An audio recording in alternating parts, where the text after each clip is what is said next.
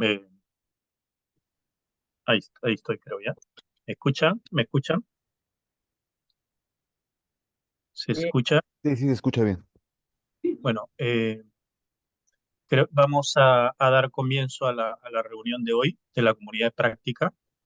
Antes que nada, quiero agradecerles a todos que, a pesar que ya son en días previos a la Navidad y todos en nuestras instituciones estamos un poquito, digamos, apresurados, no complicados, sino apresurados, porque siempre la Navidad es una época de alegría, ¿no? Quizás ansiedad por lo que viene con el cambio del año y por el balance que tenemos que hacer. Igualmente en la comunidad de práctica queremos hacer un balance de lo que hemos hecho y lo que pretendemos hacer. Hoy tenemos un programita muy interesante con una presentación de Esteban Pérez de CEPAL, que nos va a contar del informe económico de la situación de América Latina y cuáles son las perspectivas en materia de la evolución de la economía hacia el próximo año y qué cosas nuevas nos ha dejado la COP28 y que pueden ser muy relevantes para nuestras instituciones. Así que les doy la bienvenida y muchas gracias por acompañarnos. Y quiero invitar a Enrique Nieto del BITS, nuestro partner y aliado, junto con CEPAL, en esta iniciativa, para que nos pueda dar algunas palabras de saludo y comentarnos también algunos proyectos o perspectivas de el Hub de Banca y Desarrollo y la comunidad de práctica en particular que forma parte de este hub. Así que le doy la bienvenida y adelante, Enrique. Muchas gracias, Romy. Muchas gracias a todos por participar.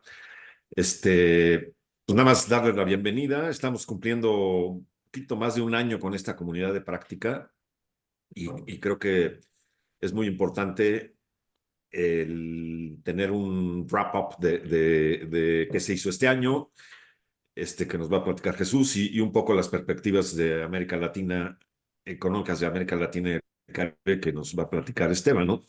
Esta plataforma de la comunidad práctica es parte de un esfuerzo que hicimos desde hace un año y medio más o menos en la creación de un hub de bancas dentro de la plataforma de Alide, en donde estamos subiendo cada vez más herramientas y información en beneficio de todas nuestras instituciones, ¿no? Entonces, estamos muy contentos por la gran participación. Como bien decía Romy, son fechas ya complicadas, pero pues aquí estamos. Y yo creo que esta reunión, que no va a ser muy larga, es un tema de una hora más o menos, pues va a ser de mucho interés para todos y vamos a ver también qué perspectivas tenemos para el año que entra dentro de la comunidad y en general en los países. Entonces, muchas gracias por su asistencia y aquí estaremos escuchándole a los siguientes ponentes. Le paso la palabra a Jesús Gutiérrez, que es nuestro consultor allí en Alide, para que nos platique un poco de las actividades de la comunidad de práctica. Muchas gracias. Pues muy buenos días a todos. Soy Jesús Gutiérrez. Les voy a platicar un poco lo que estuvimos haciendo en la comunidad práctica, como bien comentaba Enrique y Romy, en 2023 y un poco lo que tenemos pensado para 2024 en beneficio de todos los bancos de desarrollo. Como recordarán, en enero hicimos el lanzamiento oficial de la plataforma. Publicamos una encuesta que se había hecho los meses previos sobre cuáles eran las necesidades de la banca de desarrollo en América Latina y el Caribe para definir temas que fuesen tratados a través de esta plataforma de práctica de banca de desarrollo. Entonces la tuvimos en enero. Tuvimos después, en febrero, ya una segunda reunión anual, básicamente iniciando con puntos focales, pero asistieron mucho más representantes de banca de desarrollo. Estuvieron en este evento 45 asistentes de 17 instituciones distintas de América Latina y el Caribe. Presentamos un plan de trabajo para lo que era el 2023, que lo aprobamos junto con todos ustedes en esa sesión. E hicimos un primer foro de discusión que se llamó Banca de Desarrollo y Objetivos de Desarrollo Sostenible, en los ODS. Em, Finalmente hicimos, con todos los comentarios y todos los resultados del evento, hicimos un documento que colgamos en la propia página de la comunidad de práctica, donde lo pueden consultar. Hicimos una encuesta para ver más o menos qué tan alineado está cada una de las instituciones que ustedes representan, qué tan alineado está al cumplimiento de objetivos de ODS, ahí lo pueden consultar. En, en, en, en pocas palabras, podríamos decir que algunos bancos van ya en camino a esa alineación, otros van un poco más atrás, pero se puede consultar en la página de la comunidad, hay gráficas y hay texto. Y hay una herramienta eh, que busca darles los elementos a ustedes para alinear la estrategia de las instituciones a los ODS. Tuvimos después una tercera reunión, donde ahí sí tuvimos más asistencia. Tuvimos 65 representantes de Banco de Desarrollo, 36 instituciones. En esta tercera reunión hicimos un foro de discusión sobre inclusión financiera con perspectiva de género. Fue en julio. En esta reunión nos ayudó en la organización Banco Vice de Argentina, estuvo COFIDE también organizando con nosotros, de Perú, y el Sistema de Banca de Desarrollo de Costa Rica. Tuvimos presentaciones también de CEPAL, de BID, entre todos nosotros hicimos, creo yo, una muy buena reunión sobre inclusión financiera con perspectiva de género. Eso fue en julio. Ahorita en diciembre, un poco ya por el cierre, consideramos interesante y también mucho en función de los resultados de la encuesta que tuvimos con ustedes sobre los temas que más les interesan. Vamos a presentar en esta sesión un webinar sobre expectativas económicas y financiamiento climático en América Latina y el Caribe con Esteban de CEPAL, que nos va a hablar también temas, lo que nos decía Enrique, la parte de las conclusiones de COP28. Y tenemos también para lo que es 2024, para 2024 tenemos qué es lo nuevo, qué es lo que les puede estar interesando. A ustedes básicamente estamos pensando que estos webinars sobre perspectivas económicas podemos hacerlos cada 3 meses con ustedes. Vamos a tener algunos eventos a través de esta plataforma sobre arquitectura financiera global en temas de financiamiento climático e instrumentos de apoyo. Vamos a tener también una sobre Banca de Desarrollo y el Acuerdo de París, que creo que es muy importante. Queremos tener algo sobre ya algo, cosas más concretas sobre sistemas de administración de riesgos ambientales y sociales. Y vamos a estar publicando en esta plataforma una nueva serie de documentos de investigación, los Working Paper Series, sobre temas de interés para la banca de desarrollo que están elaborados o que estarán siendo elaborados por especialistas de CEPAL, de BID, de ALIDE y algunos otros multilaterales que nosotros consideremos relevantes o think tanks que consideremos relevantes. Nada más para terminar, les quiero comentar que en la plataforma ya hemos subido muchos documentos. Hemos subido documentos ya sobre guías para la implementación de SARAS en sus instituciones. Están colgados también instrumentos sobre garantías, sobre bonos temáticos, sobre temas de electromovilidad, inclusión financiera, ¿no? Entonces, un poco para que lo puedan consultar, están muchísimos documentos. Todo aquel que quiera saber sobre banca de desarrollo, que quiera saber sobre el futuro de las instituciones de fomento, no solo en América Latina y el Caribe, sino también a nivel mundial, etcétera, pueden voltearse a la página que tenemos, a la plataforma, y ahí podrán encontrar muchísimo sobre el banca de desarrollo, para poder profundizar en los temas que más les interesan, ¿no? Entonces, pues básicamente es lo que hicimos y básicamente lo que pensamos para 2024. Si ustedes tienen algún comentario para 2024, qué otras cosas les puede interesar, independientemente de lo que ya está en la encuesta y que ya detectamos, al final de la reunión donde tendremos una sesión de preguntas y respuestas, nos podrán comentar qué otros temas son o pueden ser de interés de ustedes, ¿no? Entonces, bueno, sin más, yo le dejaría la palabra a Esteban de CEPAL para que nos hable sobre el tema de perspectivas económicas de América Latina. Muchas gracias, Jesús. Yo voy a compartir mi presentación.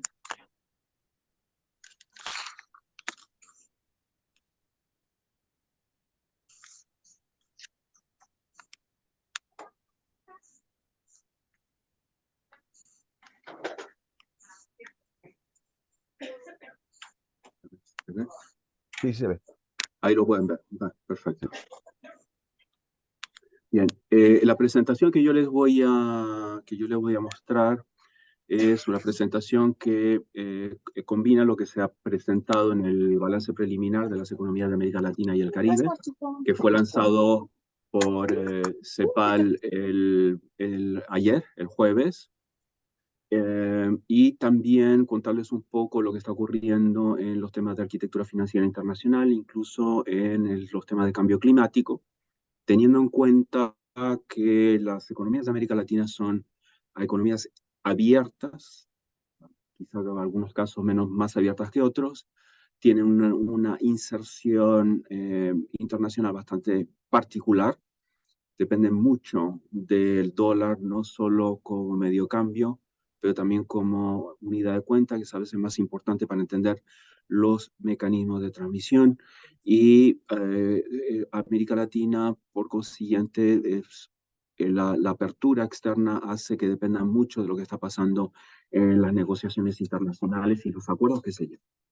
El escenario global que nosotros tenemos para el 2023-2024 hasta la fecha es poco favorable, en el sentido de que se mantiene un bajo crecimiento económico a nivel global y del comercio mundial, con algunas salvedades que todavía quedan como interrogantes. Es el caso de Estados Unidos, donde Estados Unidos sigue creciendo, y el mercado de trabajo se mantiene bastante robusto, pero las alzas de tasa de interés ya han empezado a hacer mella en las empresas, en el aumento del número de quiebras, si bien han afectado a las empresas más vulnerables, las que no tienen investment grade. En Europa el crecimiento sigue a la baja. Y China también no tiene el crecimiento que tenía antes. Esos son los tres, digamos, grandes determinantes del crecimiento externo para América Latina.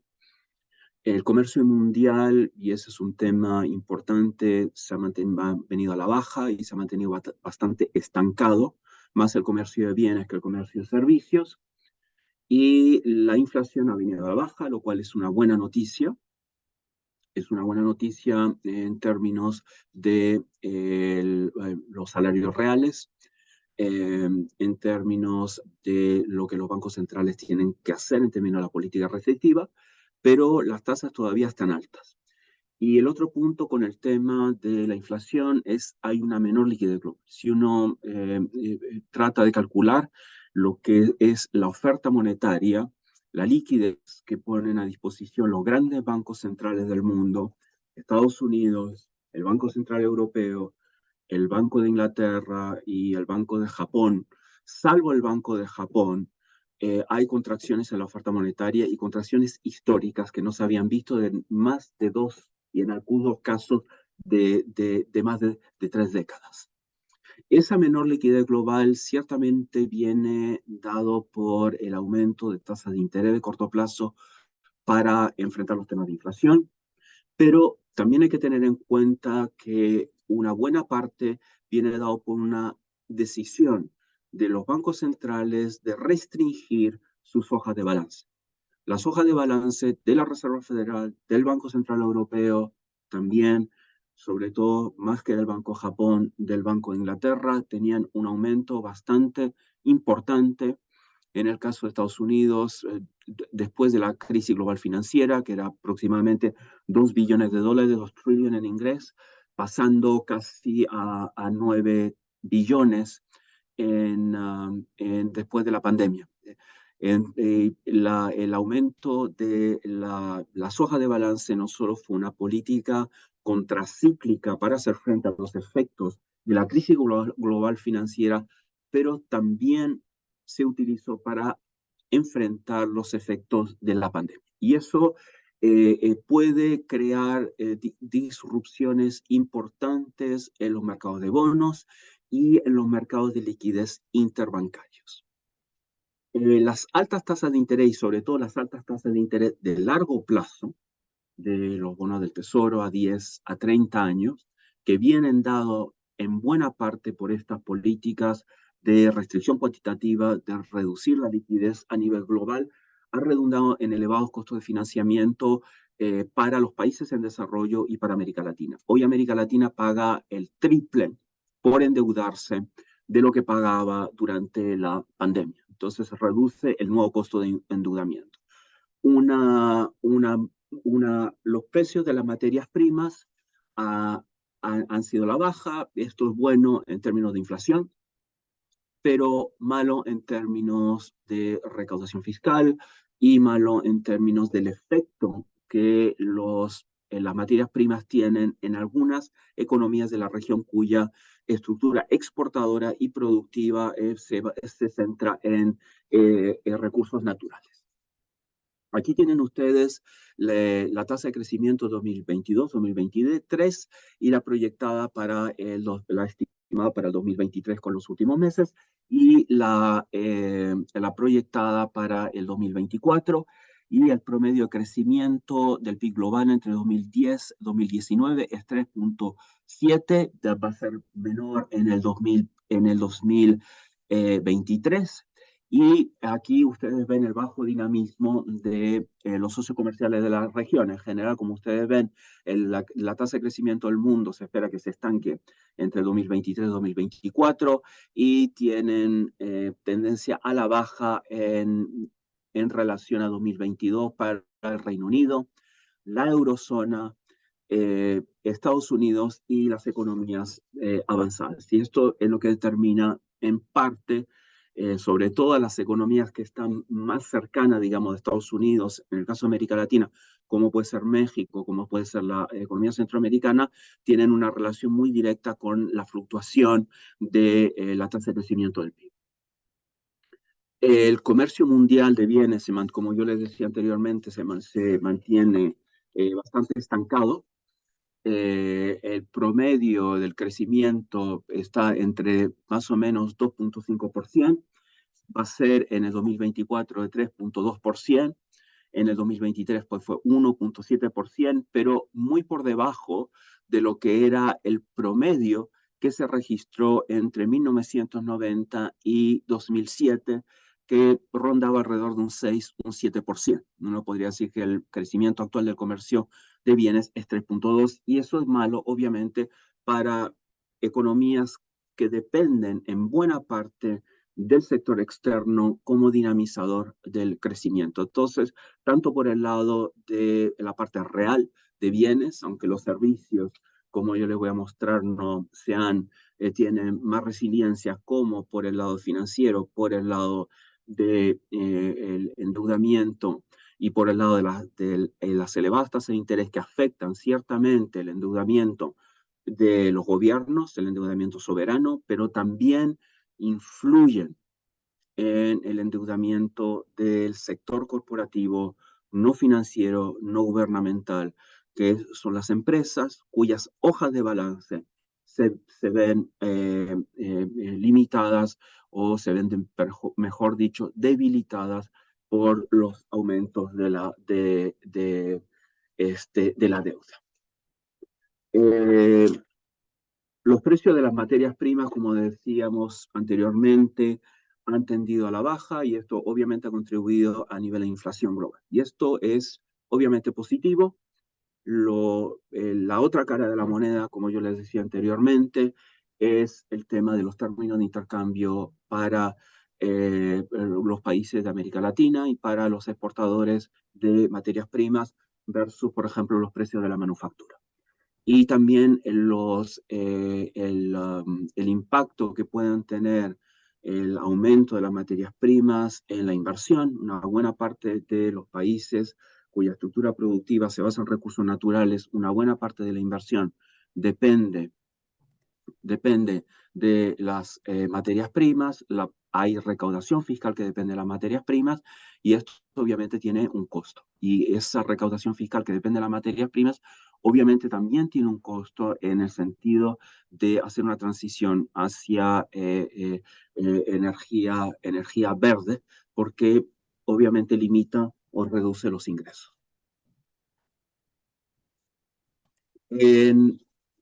Para América Latina se se estima, una última cosa, perdón, una última que quería mostrar es el alza de las tasas de interés. Y el alza de las tasas de interés, como yo les mencionaba anteriormente, viene por parte de los bancos centrales.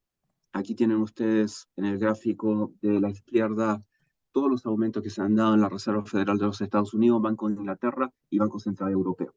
Y esto ha venido acompañado, como yo les decía anteriormente, de una reducción de las hojas de balance. Yo, en mi opinión, es una de las políticas internacionales contractivas más fuertes y más coordinadas que ha existido en la historia, desde, en mi opinión, desde la Segunda Guerra Mundial.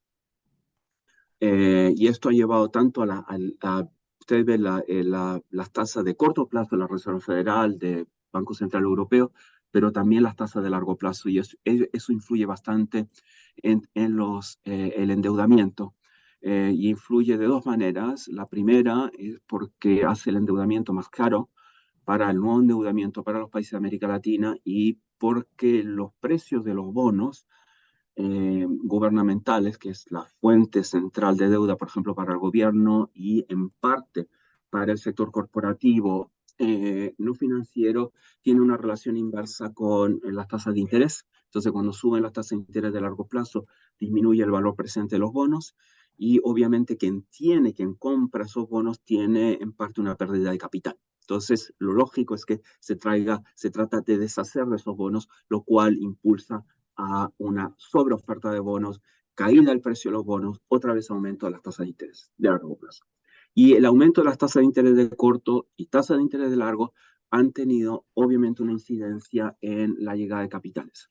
En América Latina los capitales han disminuido, como ustedes lo pueden ver en la gráfica de la derecha, y obviamente hay temas de incertidumbre política, hay temas también de seguridad, y eso obviamente ha impulsado y fortalecido la salida de capitales de la región. La región, en suma, se enfrenta con un menor crecimiento, se espera que continúe el bajo crecimiento de las economías. El menor crecimiento obviamente tiene varios impactos en la economía: menor recaudación, obviamente, desaceleración en la creación de empleo, y la menor recaudación con la mayor deuda significa una disminución del espacio fiscal en un momento que hay demandas crecientes de gasto social, y cuando hay también mayores pagos de interés que restringen el gasto. Y la buena noticia que hay para América Latina es que la menor inflación ha dado pie a que algunos bancos empiecen a reducir las tasas de interés. Y por lo menos, si se mantienen todavía elevadas relativo a lo que era la pandemia o la prepandemia, las tasas se reduce por lo menos el sesgo contractivo de la política monetaria.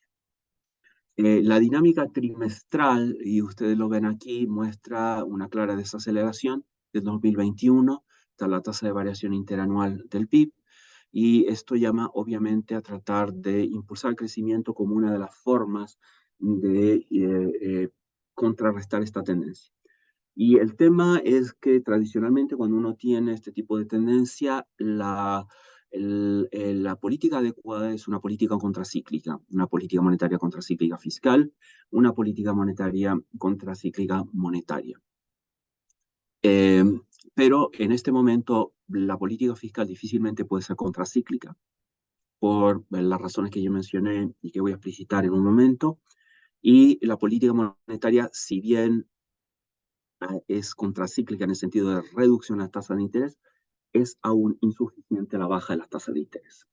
Aquí ustedes tienen la descomposición de la demanda por el lado de gasto, donde tienen la variación interanual del consumo, la formación bruta de capital fijo, y ustedes ven esencialmente que vienen a la baja con una convergencia de un sentido un poco de tender hacia cero. Si ustedes ven la tasa de crecimiento, miran la tasa de crecimiento de América Latina, tradicionalmente, desde la deuda, crisis de la deuda en los 90, cuando hubo crisis financiera, hasta la crisis global financiera, y después hubo un alza del 2010 por recuperación de la crisis global financiera, y luego de 2014 hasta 2019 una tendencia a la baja. La tasa de crecimiento tendencial de América Latina es alrededor de un 2%.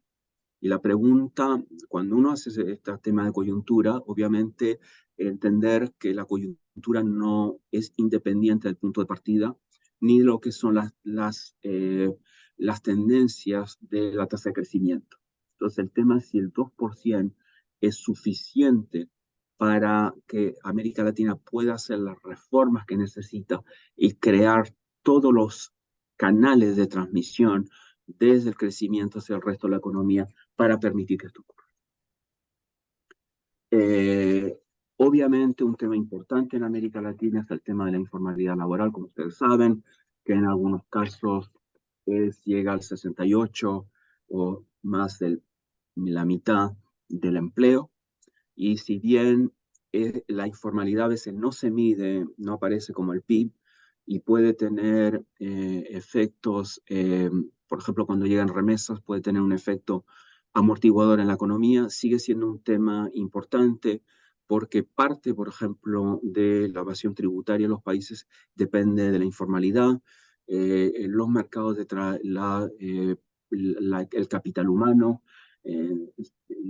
la contribución del capital humano, por ejemplo, el crecimiento, también se puede ver minado por los temas de informalidad, etc.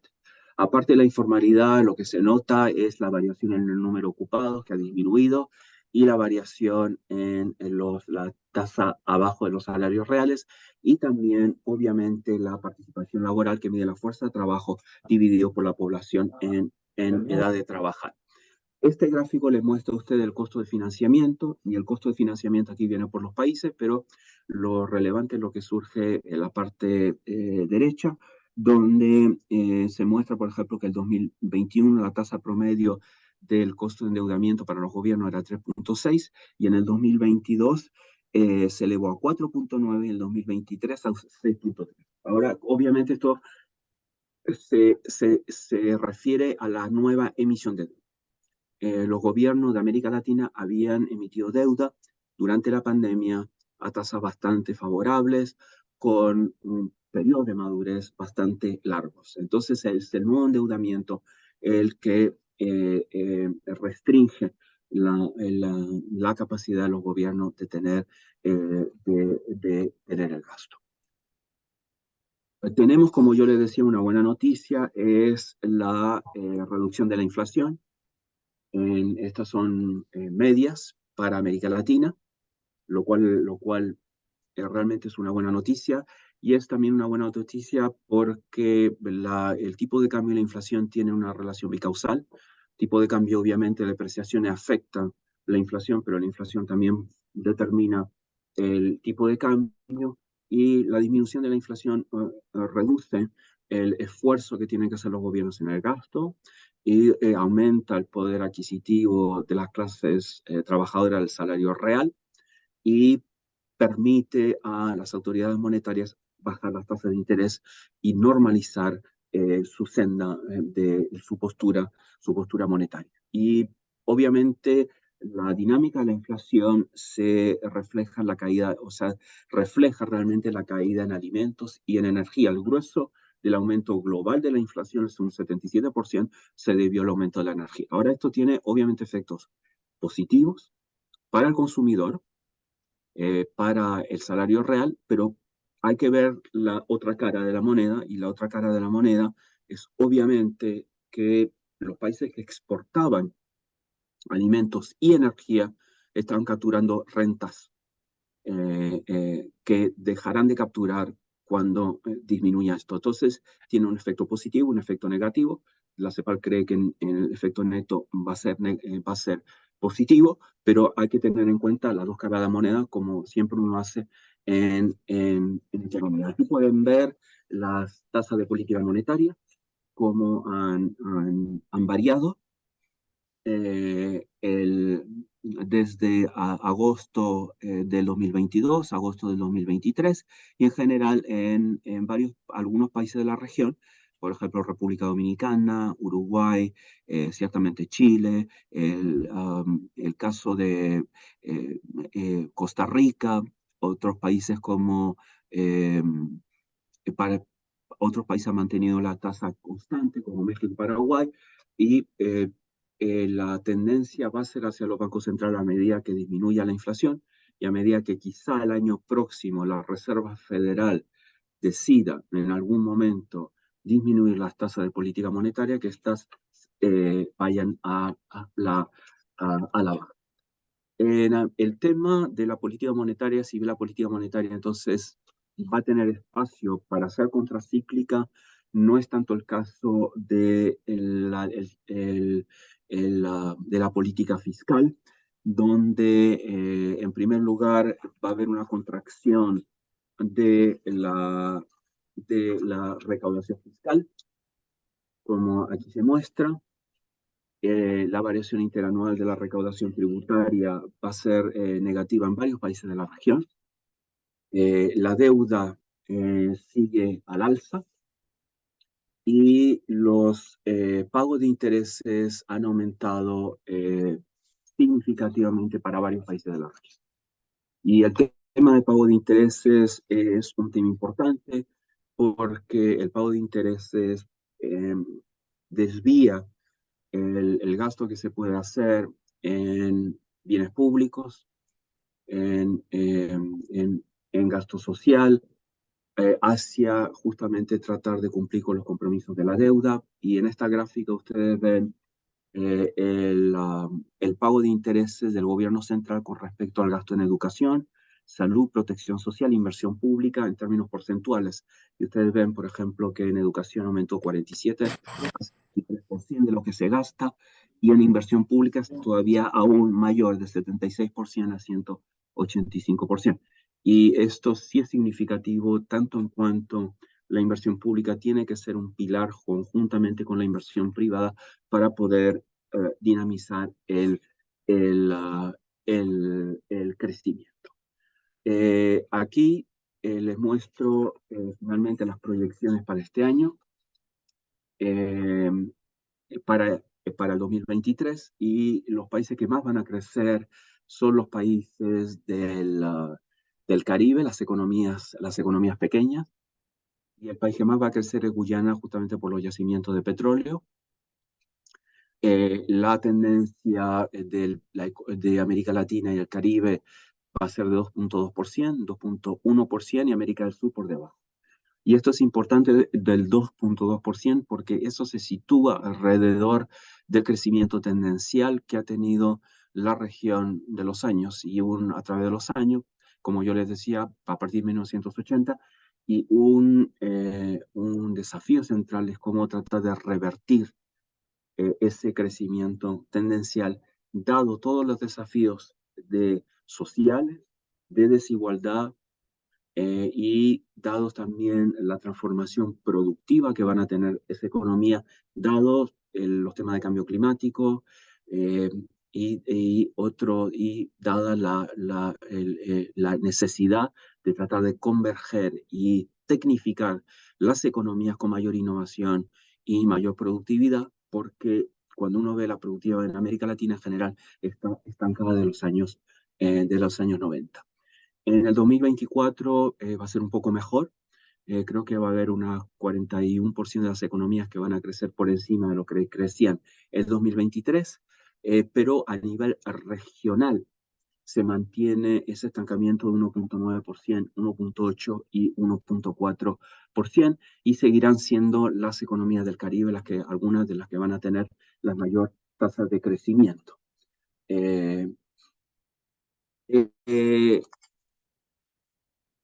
La región tiene que revertir la situación. Y para revertir esta situación va a requerir una importante movilización de recursos hacia inversiones productivas y hacia inversiones sostenibles. América Latina enfrenta consecuencias desproporcionadas del cambio climático, entonces esta coyuntura se da en un momento realmente donde América Latina necesita aumentar sus recursos de inversión y se ve afectada por los fenómenos naturales. 13 de los 50 países del mundo más afectados por el cambio climático se encuentran en la región. Responder al desafío climático requerirá un gasto anual en servicios de infraestructura de 2 a 8% del PIB regional, y los desafíos sociales requerirán un aumento, un incremento del 5.5% a 11% del PIB regional. Todavía la región no tiene los recursos financieros que necesita para hacer frente a estos desafíos. Y uno puede verlo en términos del cambio climático. Lo que la región, si la región necesita un cambio climático, por ejemplo, los cálculos de CEPAL en general serán entre 3.7 y 4.9% del PIB regional. En el periodo 2013-2020, los datos que existen es el financiamiento climático promedió el 20.123 millones de dólares, lo cual representa solo el 0.35% del regional. Y aquí un tema importante que hay que destacar es que los bancos de desarrollo han jugado el papel central en la provisión del cambio climático. En América Latina, el 45% del financiamiento para el cambio climático, de esos 161.000 millones que tenemos registrados, el 45% vienen de los bancos multilaterales y regionales, y algunos de los bancos de desarrollo más importantes, como el BNDES o Bancolde, representaron el 32% del financiamiento climático.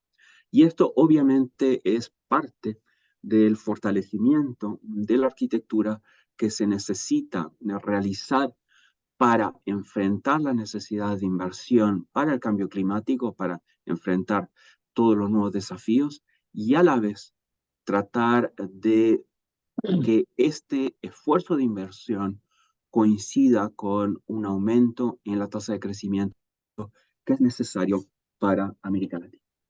Existe consenso a nivel internacional que la capacidad de préstamo de la banca de desarrollo, que juega un papel tan importante en la provisión de financiamiento, se puede incrementar a través de mayores niveles de capitalización. Los bancos subregionales ahí están jugando un papel muy importante en la transición de su composición de cartera hacia financiamiento del cambio climático. Se pide, de acuerdo al G20, mayor flexibilidad en los criterios de crédito de la banca de desarrollo. Algunos estudios muestran para los bancos multilaterales y regionales que tienen créditos más estrictos que la banca privada. Y otra de las propuestas que existe a nivel internacional es cómo hacer un mayor uso eficiente de la base de capital y cuáles son las alternativas que existen para apalancar recursos.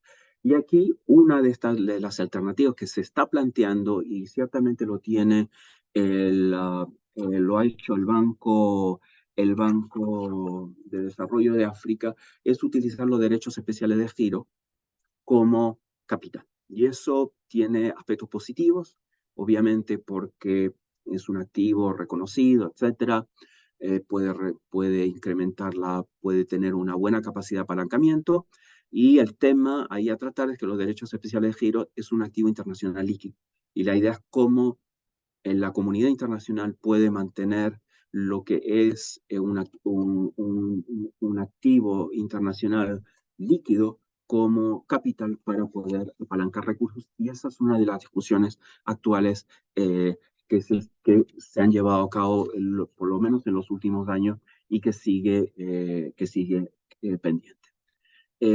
Obviamente, los bancos nacionales, los bancos multilaterales de desarrollo, algunos bancos nacionales, otros enfrentan mayor capacidad para este esfuerzo inversor que es necesario para la región, tiene que venir apuntalado en parte por el sector público. Y es verdad que el sector público enfrenta limitantes, pero existe un consenso, incluso por el Fondo Monetario Internacional, que existen limitantes como elevados gastos de capital, falta de grandes inversiones, cobertura insuficiente de riesgo y ausencia de una fijación adecuada del precio del carbón y sobre todo los precios sombras, que a veces dificulta la participación del sector privado. Y aquí es donde yo creo que el sector público tiene un papel importante que jugar. A nivel mundial, entre 2011 y 2022, la tasa de crecimiento, lo que hay, lo que existe, porque los datos sobre financiamiento cambio climático aún son incompletos, la tasa de crecimiento anualizada, los recursos públicos asignados al financiamiento cambio climático fue de 9.1% y duplicó la del sector privado 4.2%. Y aquí nosotros pensamos que una manera de articular esto es, obviamente, el sector privado tiene que jugar un papel muy importante, tiene que venir apuntalado por el sector gobierno, porque el sector gobierno puede hacer cosas que el sector privado no puede hacer. Por ejemplo, puede tratar de quizá estimar determinados precios sombras y tener instrumentos para fijación de determinados precios de los combustibles, de lo que es el financiamiento verde y el otro pilar que es importante es obviamente el que yo les mencionaba de la banca de desarrollo, que existe un consenso a nivel internacional y entre todas las instituciones internacionales, Fondo Monetario, Banco Mundial, vi que la banca de desarrollo realmente es una parte central, un pilar, y por las Naciones Unidas obviamente, un pilar central de esta arquitectura financiera. Y es necesario, como dice José Antonio Campo, tratar, en el caso de América Latina, de densificar esta arquitectura financiera. Y una forma de densificar la arquitectura financiera es tratar de generar mayor cooperación entre las distintas instituciones financieras, ya sea el FLAR, en el caso de América Latina, y obviamente entre la banca regional y la banca nacional. Existen claras instancias de cooperación entre la banca multilateral, la banca subregional y la banca nacional. Yo creo que esto todavía digamos, no existe como una base de datos sobre esto. Yo creo que es importante y hay lecciones que se pueden extraer de mejores prácticas para potenciar esta colaboración. De hecho, esta plataforma justamente eh, puede servir como una punta de lanza para generar este tipo de cooperación. Finalmente, quería mencionar sobre esto en la arquitectura financiera en que estamos actualmente, aparte de este tema de la banca de desarrollo, que esto es más o menos lo que hay actualmente. Existe hoy en día en la arquitectura financiera un mayor consenso, yo diría que hace unos 4, 5 años atrás, de lo que hay que hacer. Que la liquidez global, incluso del Fondo Monetario, el Fondo Monetario está pidiendo capitalización, igual que lo hicieron los bancos, es necesario hacer un esfuerzo de generar mayor liquidez. Hay un esfuerzo que se tiene que generar en la escala. Obviamente el compromiso, por ejemplo, que se llevó a cabo en la COP28 en Dubái es el Fondo Verde para el Clima, unas promesas de financiamiento de 12.000 millones de dólares, pero eso es realmente insuficiente relativo a lo que se necesita. Lo mismo con los derechos especiales de giro. Ciertamente, en octubre de 2021, el Fondo Monetario y los países sacó el board del Fondo Monetario acordó obviamente el visto bueno de los países, la mayor emisión de derechos especiales de giro, pero realmente en relación a la necesidad de financiamiento del mundo en desarrollo, la necesidad de financiamiento de América Latina, eran poco. América Latina recibió únicamente 55.000 millones de dólares, que es poco para lo que la región necesita. Entonces, yo creo que hay un mayor consenso que hay hacer un esfuerzo de escala. El tema es cómo se va a hacer esa escala. Los países, por ejemplo, han prometido 89.000 millones en reasignación de derechos especiales de giro, pero es insuficiente. Y de esos 89.000 hay solo unos 30.000 millones del equivalente en derechos especiales de giro que han sido reasignados a los países de la región, si bien los países de la región son realmente los que más lo necesitan. El otro tema importante es el tema de inclusión. Y es un tema que surgió en la COP29, donde varias economías, que de las más pequeñas, que son las más afectadas por el cambio climático, unas 39 economías pequeñas, los SIDS, las Small Island Developing States, se quedaron fuera de las negociaciones y de hecho protestaron. Y lo mismo ocurre a veces con los países de renta media de América Latina, donde se dice, bueno, ustedes no son tan vulnerables como los países de renta baja, entonces no tienen que entrar en las condonaciones, en las moratorias de deuda, no tienen que entrar en los fondos, determinados fondos que existen para ayudar a estos países, etcétera. Y a la vez que hay que hacer un esfuerzo de escala, es necesario hacer un esfuerzo de inclusión. Y cuando uno habla de esfuerzo de inclusión, no es solo importante tener en cuenta los países, sino entender que, por ejemplo, en los temas de deuda, la composición de los acreedores ha cambiado. Érase una vez, en los años 80, la composición de los acreedores era realmente, en gran parte de la fuera oficial, y si bien había bancos privados, obviamente, hoy es esencialmente a nivel de país. El Club de París es minoritario, varias veces en el tipo de negociaciones. Hay países que tienen una mayor fuerza y el sector privado ha pasado a ser un actor central. Y uno de los desafíos más grandes de los acuerdos para aumentar, para escalar el financiamiento, para hacer iniciativas de la arquitectura financiera internacional, llevarlas a escala global, es la falta de incorporación del sector privado. Y finalmente, el otro tema que es importante es el tema de la transición, que se planteó obviamente con el tema del acuerdo que se firmó en Dubái y el hecho que muchos países van a seguir necesitando hidrocarburos, van a seguir necesitando inversiones en carbono, y las inversiones en carbono han llegado a niveles récord, la producción, lo cual obviamente pone en duda las metas del cambio climático que se plantean, pero a la vez los países lo necesitan. Y el tema es cómo enfrentar la transición, porque la transición tiene unos costos, y yo he hablado de los costos fiscales y tiene otros costos para empresas, tiene otros costos en términos de ingresos, y eso crea una tensión permanente que desde mi punto de vista no se ha abordado con lo suficiente, con la suficiente profundidad, que hay una tensión permanente entre el corto plazo de lo que hay que hacer y cómo moverse hacia el largo plazo. Eso es lo que yo les quería contar. Muchas gracias.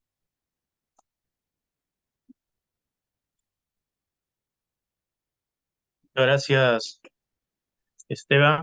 Eh, si tienen algunas preguntas, aunque por ahí hay una pregunta de Jesús, si la puede leer Esteban en el chat.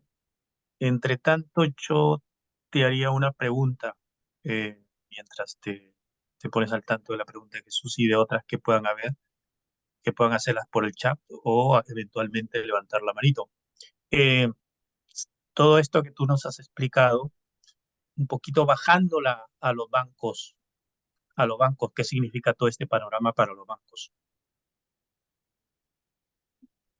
Que sí, bueno, el panorama para los bancos yo creo que es, a ver, yo creo que hay algo importante. Y lo Banco de importante, desarrollo, banco de sí, desarrollo. banco de desarrollo. Yo creo que hay algo importante para los bancos de desarrollo, porque los bancos de desarrollo han pasado a tener un papel que antes no tenían. Incluso el hecho del Financing Commons, la base de datos que hay existente, la necesidad de tratar de identificar los bancos por mandato, por activo, la necesidad que llaman las instituciones a capitalizar los bancos para que sean actores centrales en el financiamiento para el desarrollo y en la transformación productiva. Entonces yo creo que los bancos de desarrollo realmente han ganado legitimidad.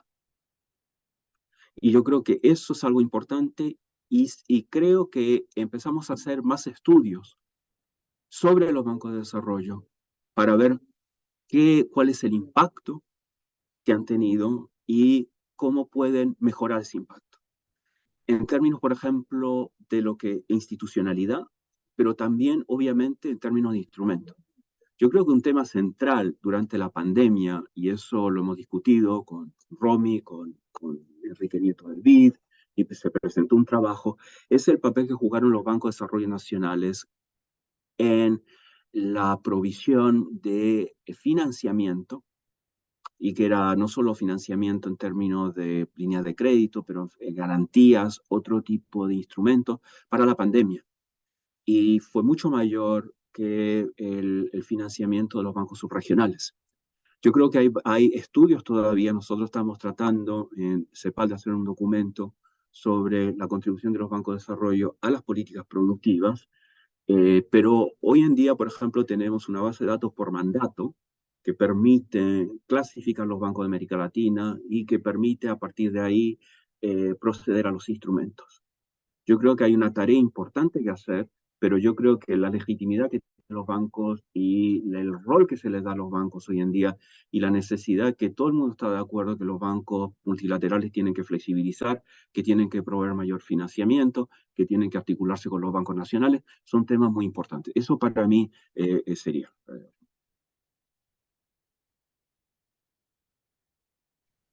Ahí está la pregunta de Jesús, eh, de esta, de este conflicto, por un lado una política monetaria restrictiva y por otro lado las necesidades de financiamiento que tienen los bancos de desarrollo, que ahí en lugar de estimular el financiamiento, al contrario, tienden a servir como elementos restrictivos.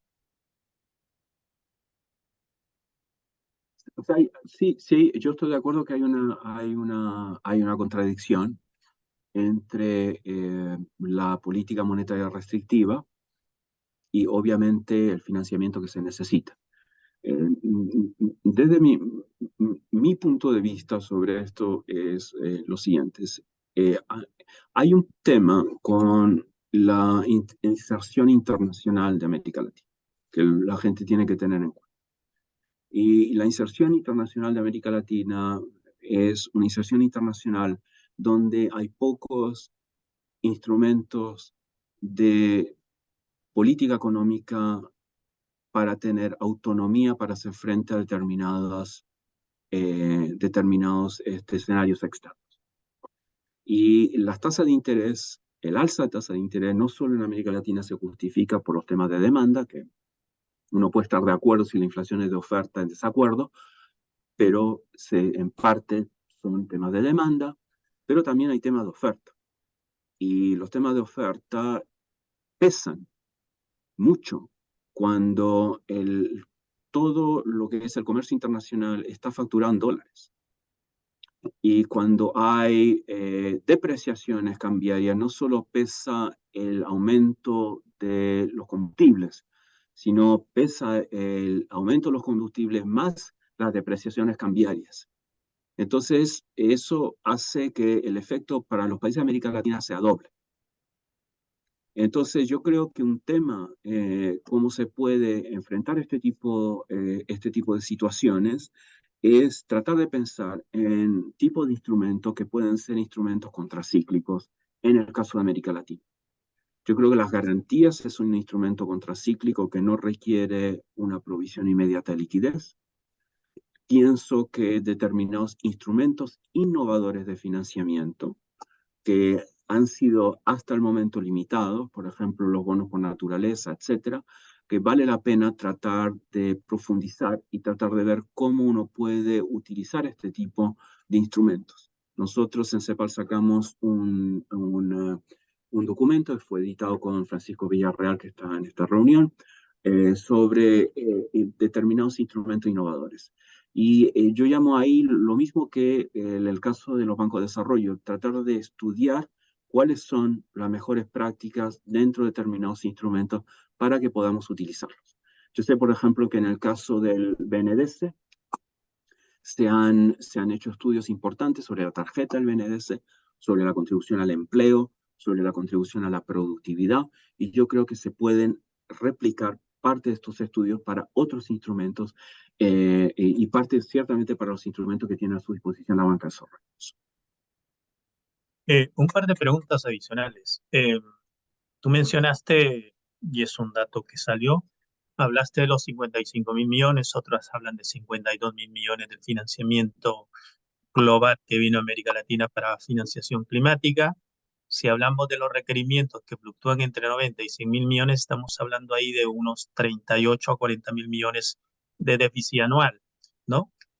Que si uno piensa en el cálculo que se hizo en su momento hasta el 2030 y lo suma, entonces es una cantidad exuberante ahí de déficit que se va acumulando.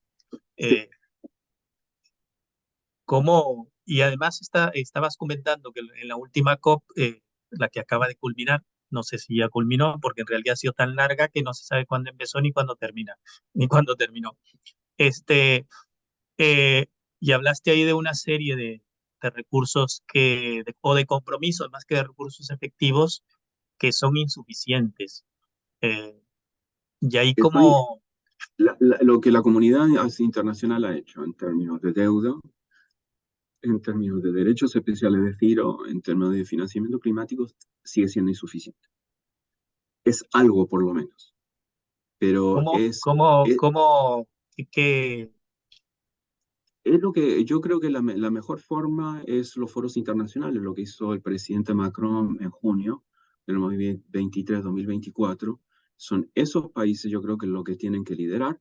Yo creo que los países en desarrollo pueden tener un papel importante. Hoy Brasil es el líder al G20. Yo creo que ahí hay un espacio para colaboración regional para poder llevar a cabo las inquietudes y la insuficiencia de financiamiento que tiene la región. Yo creo que la iniciativa de Bridgetown en Barbados, de Mia Mottley, ha sido muy importante en tratar de influenciar la comunidad internacional para tener mayores recursos. Yo creo que ese tipo de iniciativas yo creo que son cruciales. Sí, ahí hay unos problemas que tienen que ver con el riesgo. Hace muy poco, en un foro del que Alide forma parte, donde habían una serie de inversionistas de fondos climáticos, y entonces a la hora que se veía la distribución de su cartera, estaban invertidos en los propios países desarrollados, en su mayor parte. Sí. Entonces, a veces cuando uno ve esos números y dice, mira, el financiamiento climático, se han creado tantos fondos que están invirtiendo en financiamiento climático, pero están yendo a los países que, primero, que lo necesitan, y segundo, que tienen que son los menos perjudicados. Entonces, ahí también hay algo que en el sistema, en el ordenamiento financiero mundial no está funcionando como para que, digamos, es lógico desde el punto de vista de la racionalidad financiera, Bueno, pero no es lógico desde el punto de vista de las necesidades. no, en eso estamos de acuerdo. Yo creo que lo mismo pasó con los derechos especiales de giro. Los derechos especiales de giro, la mayor parte fueron a los países desarrollados. Y nosotros hicimos un estudio en CEPAL donde se mostraba que los países desarrollados son los que menos los utilizan. Eso y eso ocurre en general con todo el financiamiento. Pero ahí los países tienen que tomar y tienen que presentar los cambios adecuados para que eso pueda ocurrir. Yo creo que la iniciativa de reasignación de derechos especiales de giro, en la cual nadie creía, primero nadie creía en el 2020 que sí iba a haber una emisión de derechos especiales de giro. Y hubo una emisión de derechos especiales de giro. Y eso fue, yo creo, algo bueno. Y fue la emisión más grande de la historia. Y 651.000 millones de dólares. Y es lo que es el límite de lo que el Fondo Monetario podía aprobar. Hoy el Fondo Monetario está pidiendo aumentar la capacidad para, en una eventualidad, que los derechos especiales de giro puedan emitir más derechos especiales de giro. Entonces, eso es bueno. Los derechos especiales de giro fueron utilizados con mucha flexibilidad en los países de América Latina y en otros países, no solo con fines monetarios, sino con fines fiscales, cuando nadie pensaba que eso se podía hacer. Entonces, yo creo que hay determinados cambios, los cambios son insuficientes. Y lo mismo con el financiamiento climático. Por lo menos hay una cumbre de financiamiento climático, por lo menos hay mayor conciencia de lo que significa el financiamiento climático. Lo que hizo, por ejemplo, el presidente Biden en Estados Unidos es histórico. El acto de reducción de la inflación, que es realmente un acto de transformación productiva hacia las energías verdes, es histórico. Pero eso, quizá yo creo que los países de América Latina también se tienen que plantear cómo pueden hacer ese tipo cómo pueden llevar a cabo ese tipo de iniciativas. Muchas gracias, Esteban. Bueno, estaba dando tiempo a ver si alguien de los participantes tenía alguna pregunta. Si no lo hubiera, bueno, pueden hacerlo igual y me permito dar algunas palabras finales respecto a lo que hemos presentado hoy. En primer lugar, comentarles pues que la comunidad de práctica que forma parte del Hub de Bancas de Desarrollo, donde hay otras plataformas adicionales, tiene un programa, tiene una serie de iniciativas, esperamos potenciarlas este año, esperemos que ustedes nos acompañen y que sean más participativos, ya sea a través de su participación en los eventos, con documentos técnicos, opinando, aportando información, intercambiando entre ustedes mismos, porque la idea es que entre los bancos puedan intercambiar cosas, conocimientos, documentación, guías y todo lo que pueda servirle para hacer de la mejor manera su trabajo y apoyar a los clientes con los cuales ustedes trabajan. Por otro lado, respecto a la presentación de Esteban, que ha sido bastante interesante, basado en el informe de CEPAL que hace cada año sobre América Latina, si bien hay algunos indicadores de una desaceleración económica, de un menor comercio internacional, la cosa tampoco parece tan delicada, digamos, ¿no? Digamos, no está en los niveles o tasas de crecimiento que requeriríamos para satisfacer las necesidades mínimas de la región, pero tampoco estamos en una... Por ahí me interrumpo porque Romina Cardoso está haciendo una pregunta. Adelante, Romina.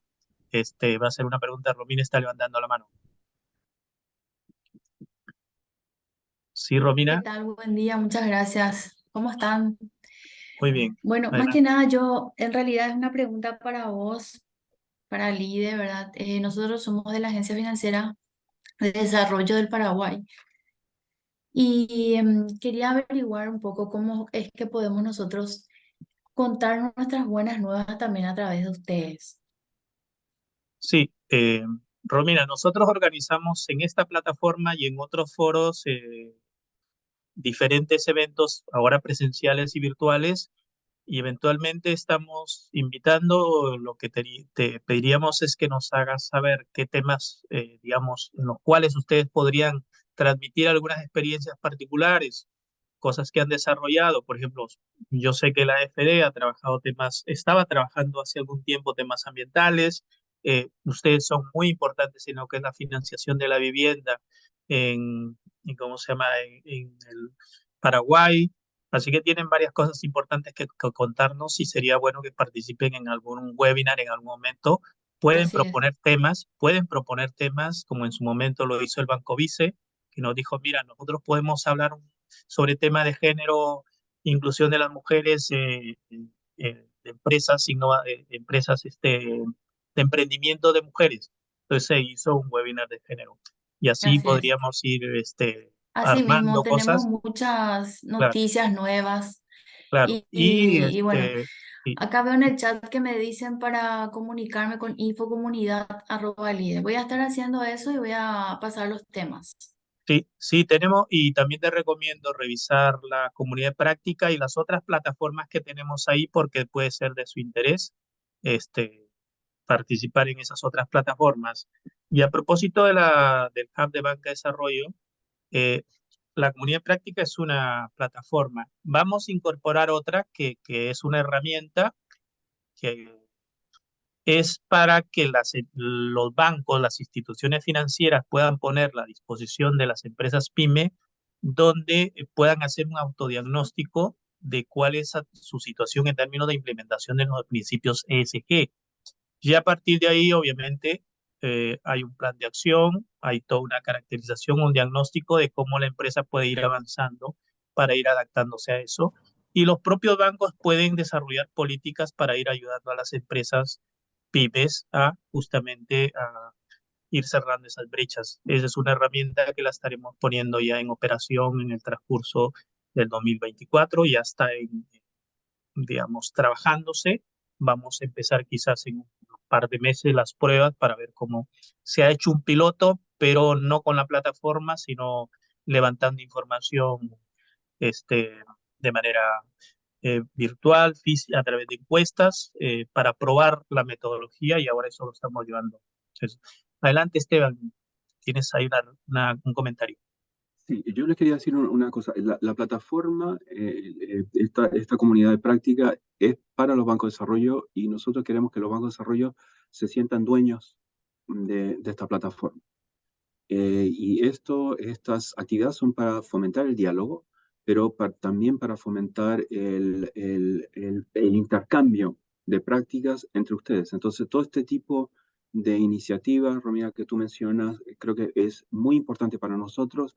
Y esta serie de la cual hablaba Jesús, una serie como de Working Papers, la idea es que se puedan discutir, son trabajos en proceso, son donde dan a conocer la investigación que ustedes llevan a cabo y son cosas que ustedes piensan que se pueden compartir. Y nosotros no tenemos derechos de autor sobre eso. Los bancos o los autores particulares tienen los derechos de autor, pero esto se hace dentro de una comunidad cerrada. Nosotros, por ejemplo, en CEPAL acabamos de terminar una revisión de la literatura sobre género. Eso creo que ya está subido o se va a subir. Vamos a hacer otras cosas, pero nosotros realmente invitamos a las bancas de desarrollo y a los funcionarios a entregar cosas que les gustaría compartir y que obviamente pueden compartir. Muchas gracias. Sí, muchas gracias, Esteban. Nosotros en Ali del BIT y CEPAL en esta iniciativa conjunta estamos a su servicio, siempre contando con la participación activa de ustedes. Como decía Esteban, esto es de ustedes y para ustedes y nosotros somos sus servidores, digámoslo así, y que estamos para ayudarlos, ¿no? Siéntanse libres de promover, de sugerir cosas que podemos hacer de manera conjunta. Bueno, yo quiero agradecerles a todos y como ya es la actividad de cierre, decirles a todos que tengan una feliz Navidad en aquellos países o familias donde celebran la Navidad. Bueno, Año Nuevo probablemente todo el mundo, ahí no hay diferencia de nada y que la pasen bien y que tengamos un buen año de manera conjunta como comunidad de banca de desarrollo. Muchas gracias a todos, muy amables. Muchas gracias a todos. Muchas gracias. Gracias a todos, gracias.